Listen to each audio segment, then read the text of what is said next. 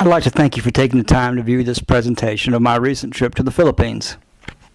The primary purpose of this trip is to conduct a pastor's training conference in the city of Cagayan de Oro. The Philippines are a group of islands off the east coast of Asia. The culture has been heavily influenced by Spain and by the United States. The median income in the United States of America is around $33,000 per year. For the world, it's somewhere between $5,000 and $6,000. For the Philippines, it's less than $1,000 per year per person. There are over 92 million people in the Philippines. The vast majority of them have primary and secondary education, and the literacy rate is around 93%. The official language of the country is Filipino, and although there are numerous local dialects, the vast majority of the people speak 8 of these dialects. The language of government and education is English.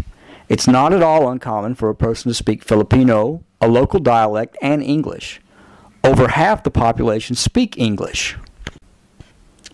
Over 80% of the population is Roman Catholic. Surprisingly, 5% are Muslim, and Muslim is the fastest growing religion of the Philippines. Less than 3% are evangelical Christian. Cagayan de Oro is a large city in the northern Mindanao region. It is the capital of the Misamis Oriental Province.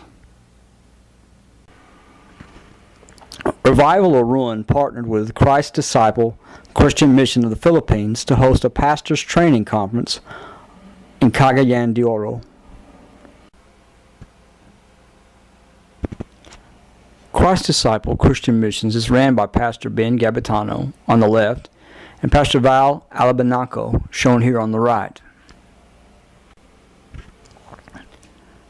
On Friday, Pastor Ben, Pastor Val, and I went to the Providential Capitol Park to do some evangelism. These 3 young women are college students who are selling books for the Seventh-day Adventist. I was sharing with them earlier how salvation is only possible through faith in Christ alone. One of the young ladies had a question that she wanted to know if salvation was not faith plus works. So we're going through the Bible, scripture by scripture, to show her that salvation is by faith alone and not by works. Christ Disciple Missions does the majority of its evangelism one-on-one and in small groups. The people in the park were very friendly and were willing to listen to me present the gospel. I was surprised to find out that 3 of the 4 people sitting on the bench pictured here are actually men. These men are transvestites and homosexual prostitutes. I shared the law and the gospel with them, and afterwards we had an opportunity to pray with them. Christ Bible Church is a church plant from Christ Disciple Missions. This assembly came about as a result of the evangelism from the local college campus. The church is currently meeting in a recreation and community center that's owned by the city. They have an agreement with the city if they will beautify the grounds and keep the place clean, they can use the facilities for free. On Saturday, May the 7th, we held the Pastor's Training Conference in Cagayan de Oro. We invited a total of 10 pastors. We were able to provide each pastor with a Strong's Concordance, a Matthew Henry commentary, a John MacArthur Study Bible, a copy of Pilgrim's Progress, a copy of the booklet of Biblical Evangelism, a copy of the workbook on expositional preaching, as well as other books and materials. The conference was scheduled to end at noon with lunch. The pastors asked if I would continue to teach, so I skipped lunch and I continued teaching until about 3. The pastors were overwhelmed by the fact that they got to keep so many books. Many of them have nothing more than a Bible, so these resources were very valuable and a great blessing to their preaching ministry. One of the ministries that Christ Disciple Christian Missions is involved in is the Enhanced Pastoral Training. This training is offered to pastors who do not have a formal education. Many of these pastors come from the mountain areas of Bukidnon. These pastors had asked Pastor Val and Pastor Ben if they would provide them with a formal style or seminary style Christian education. Pastor Vile and Pastor Ben explained to them they did not have the ability or resources to provide them with this 4-year training. Since my visit, Christ Disciple Christian Missions has asked if I would partner with them in the development of a Bible Institute to provide a formal training program for these pastors. Our vision is the creation of a nonprofit organization.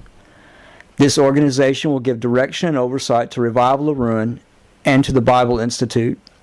The Bible Institute will develop an Associate of Bible Studies, a Bachelor of Divinity, and a Master's of Divinity.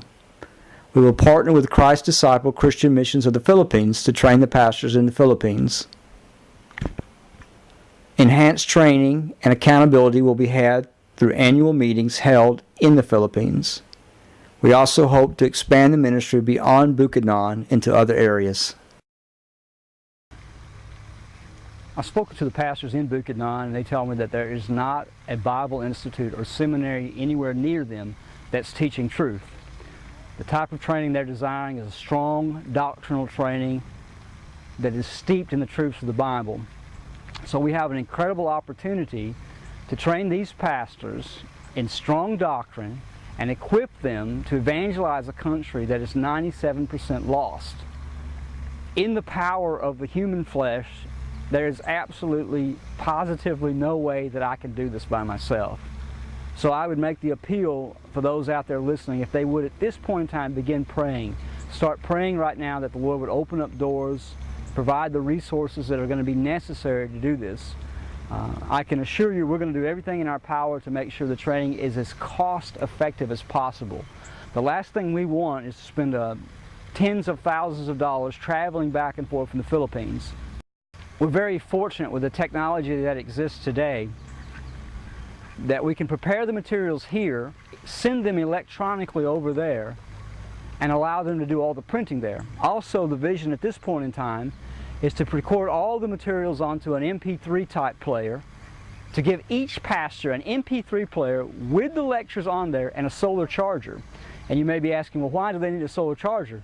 Because these men are in the mountains and they don't have electricity there. But if we can get them an MP3 player with the lectures recorded already on it, print the materials over there, and a solar charger, on their own, they can do the training themselves. We'll have accountability with the mentors there who will oversee them, and we'll actually check the work back here in the United States. Again, what we really need at this point in time is prayer, that God would move the hearts of His people to help us, to provide the resources that are going to be needed in the future, to have what I believe is going to be an incredible impact upon a country that's desperate for the gospel.